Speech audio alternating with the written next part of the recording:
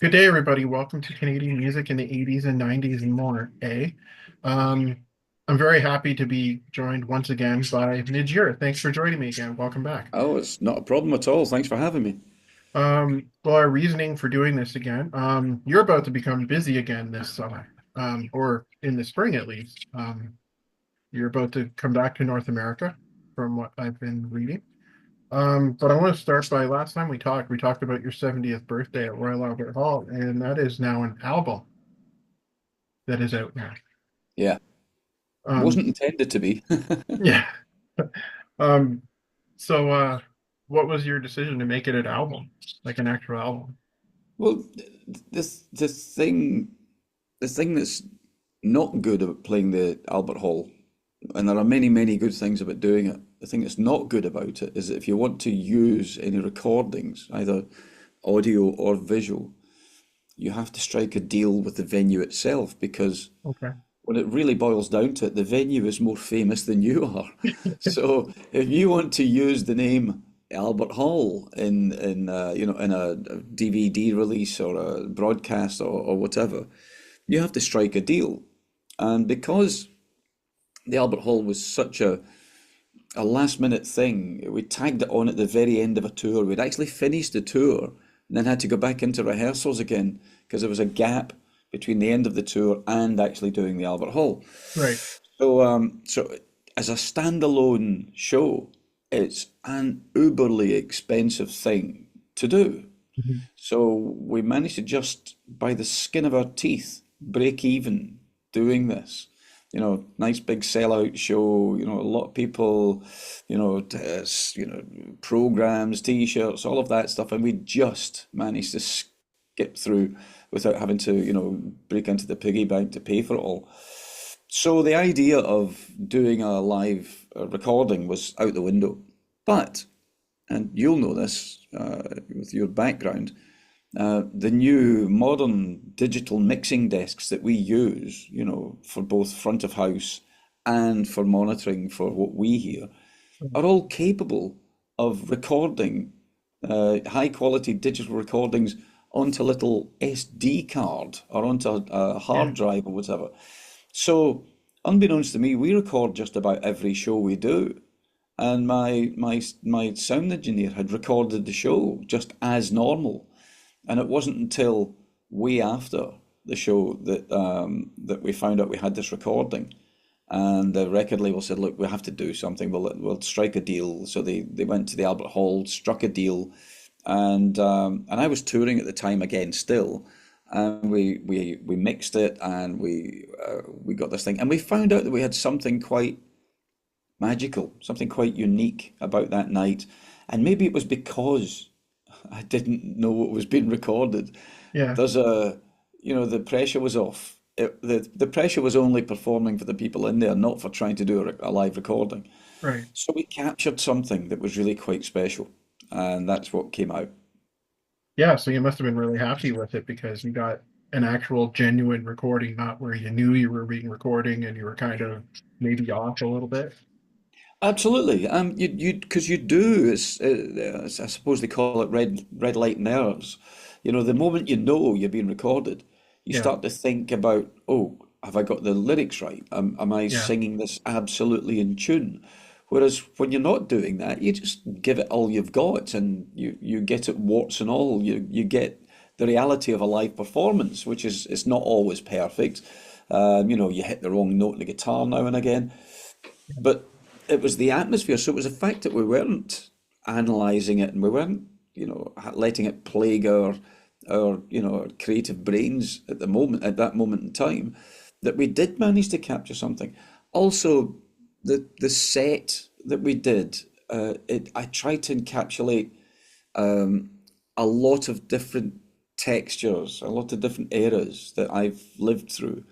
So I start off the entire show. I started the entire Albert Hall show walking on stage with just an acoustic guitar, and I played Dear God on my own. Then I brought on a cellist and a viola player, and we did some songs in that format. And then eventually we did the full band electronica thing. And in the middle of that, we played Ultravox's Vienna album in its entirety, simply because Ultravox never played the Albert Hall. And I just thought that would be an ideal moment to play those tunes, that one, seismic moment in my life with Ultravox. No, I see you're coming back to North America for some shows with the Band in the Box thing again. From what I read, I don't know if that's true. Is that right? Am I right by saying that? It is. It's absolutely right. Yes, we did some shows. We did a tour last year, and the response to it was immense. And we were invited back this year to perform at the Cruel World Festival Mhm. in California, and to try and take the band, the setup all the way to California to do one show just doesn't make any sense at all. Right. So a lot of our favourite venues reached out, and including the Bowl in Mississauga, and said, well, if you're coming over, you can't come over and not pop in for a visit. So we're coming over to do 6 shows, which is kind of crazy, but good. Now I saw a video you posted on your social media that you were taking requests. Is that a hard thing to do to dig into songs that you haven't done in a long time? Like, do you have to Well, go I back and think I think sometimes it's nice to find out what people really want to hear. yeah, In doing so, you always get the people coming up with the most obscure tracks, yeah, things that I've even forgotten, yeah, that they've never heard live. So you have to, I think more than a request show, it's a reminder of what you have and haven't played in certain territories over the years. So there are quite a few people saying, "Oh, can you play such and such again, like you did 6 months ago or 8 months ago, whatever it was." But lots of people saying, "I've never heard you perform whatever it is." right. And then I'm thinking, well, there's a reason for that because it doesn't work, or I don't like it, or whatever. So it's a good reminder for people. I mean, maybe I phrased it as it was a request show, but I wanted people's opinions on what they thought would be interesting to hear. Is it fun to do that though, to go back and go, wow, I haven't played that song in 20 years or something like that and actually Sometimes it figure it out is. again? Sometimes you are a bit like going back and listening to your old stuff, which I very, very rarely do. Sometimes you're pleasantly surprised. You forget about things, so you hear a song that you haven't listened to for 30 years, and it resonates. You go, wow, okay, I'm surprised that still sounds fresh, and I'm surprised that it was written the way it was. Yeah, But equally so, there are other things you play and you think, I've got no recollection of what I was going through when I wrote that because it just now doesn't work for me because I might be the same person, but I'm a different person yeah. from the guy who wrote those things. So it can be a double-edged sword, I think, when you go back and look at or listen to or try and perform really old songs that you haven't really been they haven't been part of your major repertoire for a while. And of course, you've got the ones that you probably feel you have to play, the classics and, the more well-known stuff. Do you ever try to put a different spin on some of those just to make it different? Oh, absolutely. Yeah, you're right. There are key songs where, unless you're Van Morrison or something who Yeah, just ignores playing any of his hits, there are key songs that you wouldn't be allowed not to play. yeah, And that's partly because, half the audience don't really know your stuff. They've been dragged along by right. their other halves who do know your stuff. So it's their big night out and the other half's filling a seat. So you have to think of them. They've got to sit through an hour and 40 minutes or an hour and 45 minutes or something of mainly unknown material. So you have to try and think of stuff that will keep them entertained. Because it's not just about how well you play it or Yeah, what your voice sounds like or whatever. You have to give a set highs and lows. There has to be a journey that you go on, whether you know all the stuff or not. So they might only know Fade to Grey or Vienna or Dancing with Tears in My Eyes or Him or whatever. yeah. So you've got to think, okay, I've got to make this interesting and palatable for people who aren't just hardcore fans. You ever find you talk to people after your shows and they maybe didn't know some of the songs and they're like, "Wow, I'm discovering your music for the first time." Like some of Lots these of others, I yeah. also get lots of people saying, I had no idea you did that or you Yeah, wrote that. You know, when they, for some reason, and I don't think Fade to Grey was ever a massive hit over in Canada or America, and but it's incredibly well known. It's just for some reason, I think maybe it's been on, Netflix movies and stuff. So the recognition factor in that is high. And you do get a lot of people coming back saying, I had no idea that you were part of Visage, or you wrote this, or you produced this, right. or whatever. But equally so, you get people coming back and saying, I had no idea you played guitar. So there's recognition, but then there's maybe a fine line between knowing the material and crossing over that line and knowing everything you've ever done.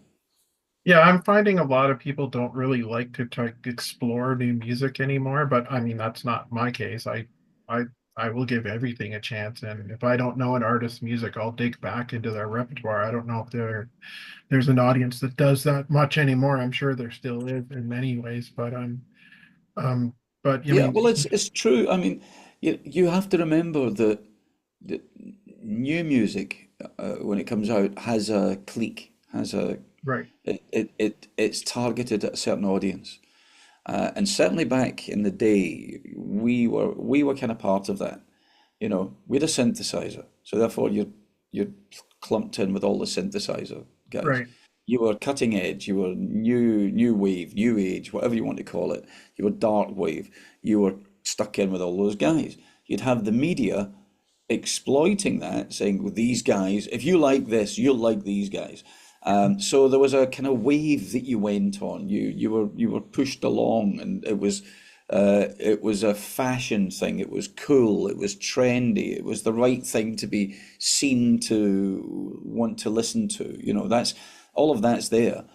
But new music now, I mean, it maybe has that, but it's not nearly to the same degree. right.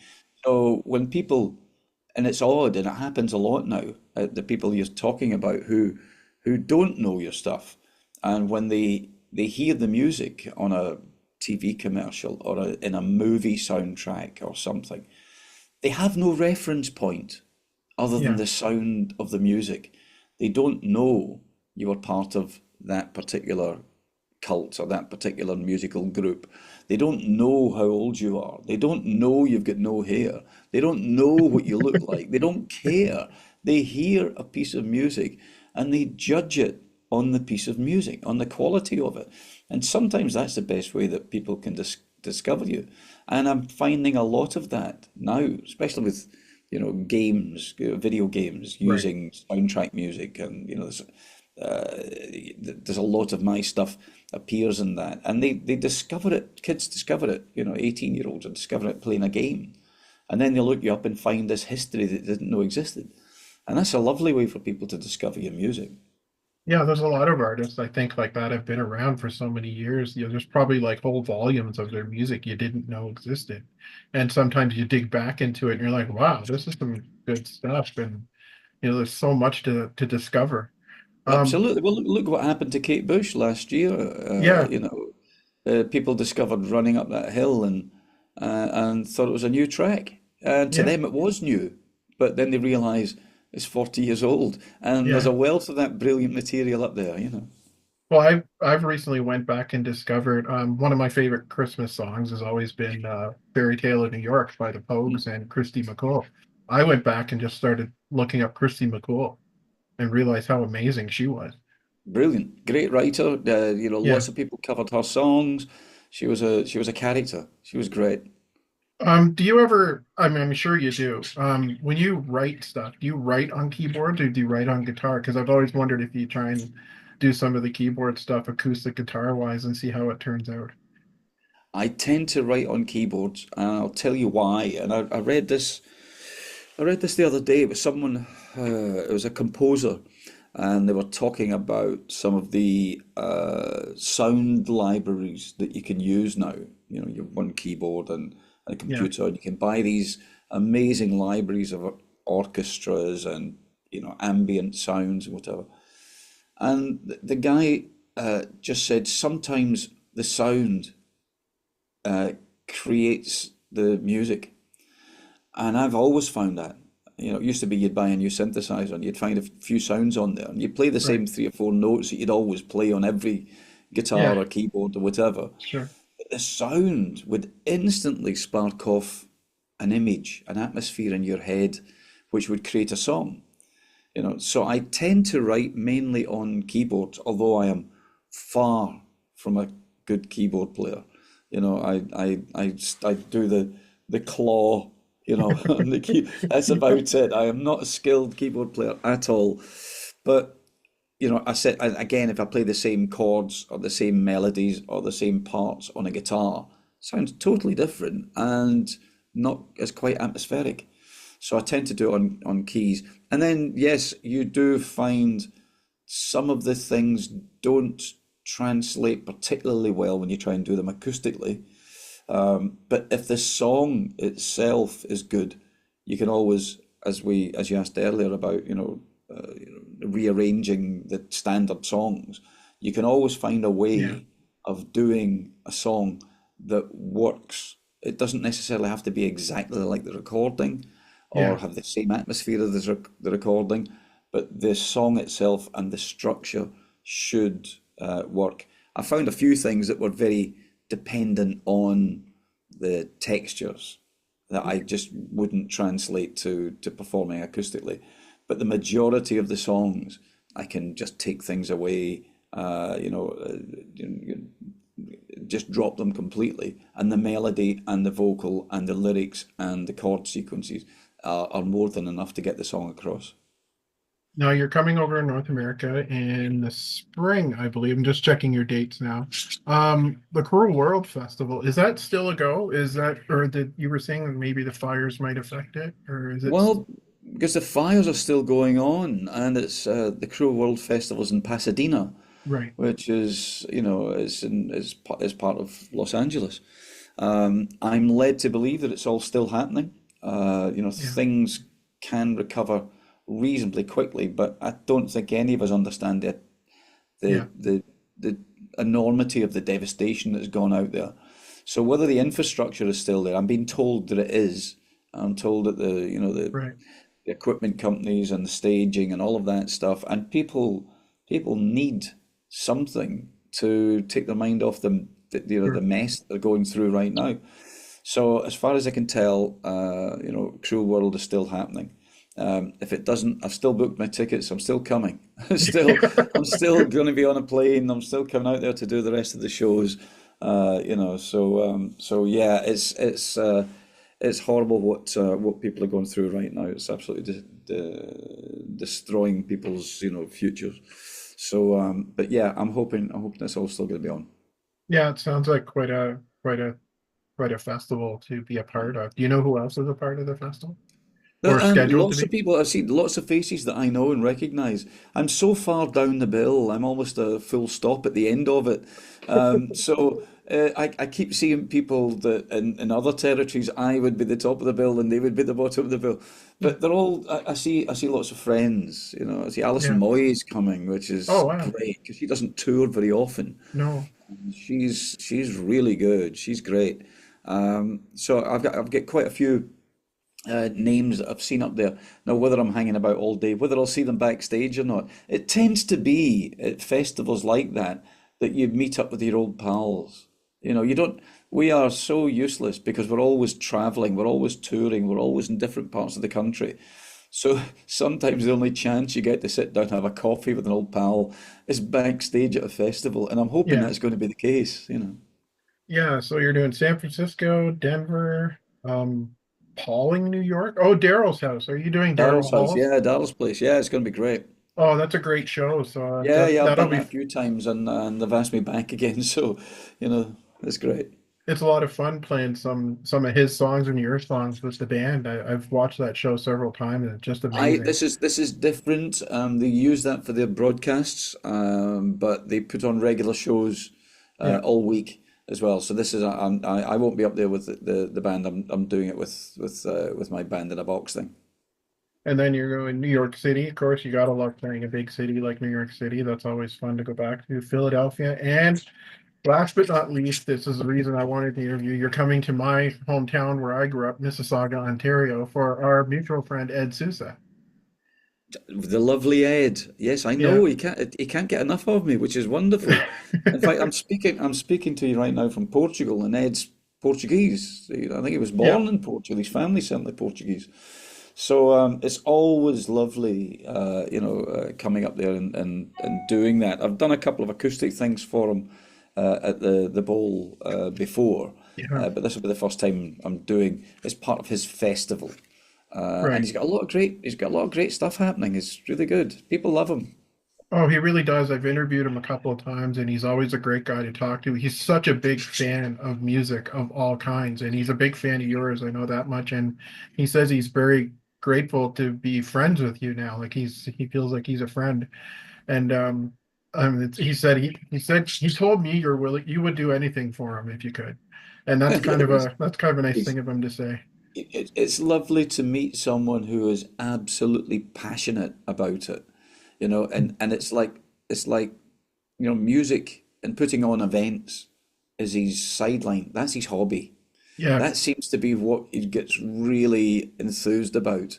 Yeah. He makes his money elsewhere, but then he spends it putting on these concerts, which is great, and it's just fantastic for not just the artists, but the fans as well. To come Yeah. along and see you in an intimate Yeah. setting like that, and he always looks after you. He's great. So I'm really looking forward to coming back.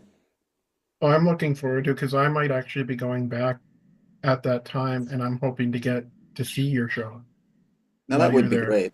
I'm That really would look. be that would Uh, be fantastic. The good thing about the band in a box thing is that it's very it's very simplistic. It's just the two of us on stage and that one tech guy kind of running all the nuts and bolts, and it gives us the wherewithal to play a lot of tunes that I normally wouldn't be able to play, right. unless I was doing acoustic versions of them. So you get to hear some of the classic Ultravox and Visage things and solo stuff. So I'm just in the process of sifting through all those requests and seeing what I can throw in there that I've stupidly asked people to Yeah. ask me to play. So yeah, but it's great. It's good. So it's a lovely thing to be able to do. Yeah, I really hope I can if I'm back, I really hope to get to see your show because well, I'm hoping to maybe run into you as well and see you face to face for the first time. There you But go. That would be nice. no, and and I'm just happy you're coming to like I grew up in Mississauga. That was my hometown. I've only been here in the east coast of Canada for about 5 years now. But yeah, it's nobody ever came to my hometown when I was growing up. So I always had to go Well, to you Toronto. well, you can thank Ed for that then. Yeah, Toronto was the Yeah, place that we always, with Ultravox and stuff, and even solo wise, it was always Toronto or on the other coast. God save my brain's gone. Vancouver, of course, because Warren, our drummer in Ultravox, was from uh, Vancouver. yeah. You were saying last So time we spoke. Yeah. yeah, But you have to come to the Maritimes sometime. I really think you should do that sometime to play a yeah, is show. that would that But be good? because I know you said you've been here to Prince Edward Island before, but not for performing. But so, uh, I haven't. Yeah, we toured. We did the family thing with one of these massive Winnebago things, and we had an absolute ball. I absolutely loved it. But yeah, I keep saying to my agent, this time you got me out and did just a Canadian tour. There we go. There are lots of places in Canada I've never been to, so come and get me out for a couple of weeks. and it'd be easier to bring the band in a box thing around like that too, I guess. Much easier, much easier. Yeah, much, much, much, much more flexible than bringing an entire band. Once you bring an entire band, you have more crew members than you have band members, Yeah, to make sure it all works. So you've got a drum tech, and you've got keyboard techs, and you've got a front of house sound engineer, you've got a monitor sound engineer, you've got a lighting. All of a sudden, it becomes a massive entourage, yeah. and that just becomes undoable. But band in a box, yes, we could certainly do. Now, I'm hard pre I'm sure you're tired of answering questions like that, but last year was the 40th anniversary of Do They Know It's Christmas? And I saw a documentary of some kind about it, about the recording of it, and I find it stunning the work you put into that. I've always been amazed at the work that goes into recording a song like that. And I saw you did a couple of interviews with Bob Geldof last year talking about it. Mm. Was it fun to go back and look through some of that? And It was um, it was enlightening yeah, because what it was back on the day we had one day to yeah, record all the vocals and Phil Collins drums and mix the record. I'd spent 4 or 5 days putting all the playing all the instruments and putting the whole thing together, doing the arrangement and stuff. So you didn't see much of that, but that 24-hour period, and I'd completely forgotten this. I thought we had one film crew there. yeah. Seemingly there were seven film crews there. So they accrued all the footage that I'd never seen and put together this documentary about the making of. Because I was kind of chained to the mixing desk. I didn't really Yeah, see a lot. I wasn't socializing. I was trying yeah. to make this record in amongst this chaos. So for me to see it was quite amazing, because there were lots of stuff about, me talking to, George Michael or Boy George or whoever, talking them through the song. Mhm. Because what people don't understand is all those people turned up never having heard one note of Do They Know It's Christmas. Right. There was no way of playing it to them. So they turned up completely blind. They knew why they were there, and they knew they were there to do a song, but they didn't know what song it was. Right. So there was an awful lot of, eking a performance from people and making them not feel too nervous. So for me, it was amazing, and the realization that out of all that chaos, because every time you saw a shot of me sitting at the mixing desk, there were 20 rock stars behind me. Yeah. And they're all talking and they're all meeting each other and they're all, everyone's, Right. giggling and having a great time, and because they were there doing something. And how we ever managed to get what we got out of that 24-hour period is amazing. So yeah, it was a lovely thing for me to see, because otherwise I might never have known just what was going on and what people were saying, outside of that control room. I hate to get off your music for a bit, but I was amazed when I saw the footage of Phil Collins playing the drums and just hearing the drum track that he was playing. There's a documentary about Phil out. I don't know if you've seen it, and he's interviewed by his own son. Um, I find it kind of sad because he's not in the best of health by the looks of it. He's not able to play anymore, but it was quite a career perspective on Phil. I don't know if you've seen it yet. I haven't seen it yet, but I know it's there. Uh, um, you seeing Phil do his drum part, and it's soloed. You don't hear the track. You Yeah, you can hear him just playing, and that sound, and you realize, and I'm sure I said it in the documentary, that he did a second take, and he only did the second take because he said he overplayed on the first take. It yeah, was too complicated. He wanted to do something simpler. It was magnificent, and it's the sign of a brilliant musician yeah, that everybody, all the people I was talking about, who were all talking in the background and all went quiet and watched the master when he yeah. got behind the drum kit, and everybody was just blown away at how cool he was at doing this. So it was spectacular. Yeah, because I think a lot of people do forget that he was a drummer first before he ever Oh, stepped in front of a not just microphone. not just a drummer. He's one of the best drummers you could ever come across. Very incredibly musical. As I said, not many people would have said I've played too much. Yeah. Most people would be saying, "Well, I've got 5 minutes. I'm going to show everyone what I can do," and he didn't. He pulled it back and said, "No, that's too much. It was great." So he knows what's important to a song. Absolutely. He's a producer, he's a songwriter, he's a singer.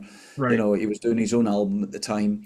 So he had the humble approach to it of knowing what fitted and what worked without him right. dominating it. Do you still you run into the guys once in a while from the recording? Weirdly, I met his PA a couple of weeks ago, Okay, and I said I'd reached out to Phil, and within 24 hours I got a message back saying Phil's got your details, he's going to get in touch. So that's good, and I believe his health has actually gotten a bit better. that's good That's to what I've been hear. told. So I'm hoping that's the case. But his son seems to have really taken over as an excellent drummer himself as well. He's, Brilliant he's drummer. played he's played with Genesis, Phil. I think he's playing with Mike and the Mechanics this year. Right, there you go. Who are gone out on tour? Yeah, you can't get to play with Genesis if you're a bit of a slouch, no Yeah, matter whose son you are. You know, you yeah. have to you have to show your colours, and he is obviously really good. Does music run in your family as well? It does, but my daughters haven't really ventured into it. My eldest daughter was in a band for a while, and then moved over to the dark side and became an agent for a while. The dark. Yeah, and she's still associated with the Isle of Wight Festival. She puts on a Okay. stage there every year, where I'm playing this year. I'm playing at the Isle of Wight Festival this year, so I'll get to see exactly what it is she does. But so on the periphery of the music industry, they didn't delve in, 100%, which I'm quite pleased about. It's quite a hard industry to try and sustain a career in. Yeah, it's changed a lot since you first A started, I lot. bet. A lot. I can't thank you enough for joining me. I could talk to you forever. You're very, very nice man to speak with. I really appreciate you joining me again. It's an absolute honor. And I hope to see you in May when you're in my hometown of Mississauga, Ontario.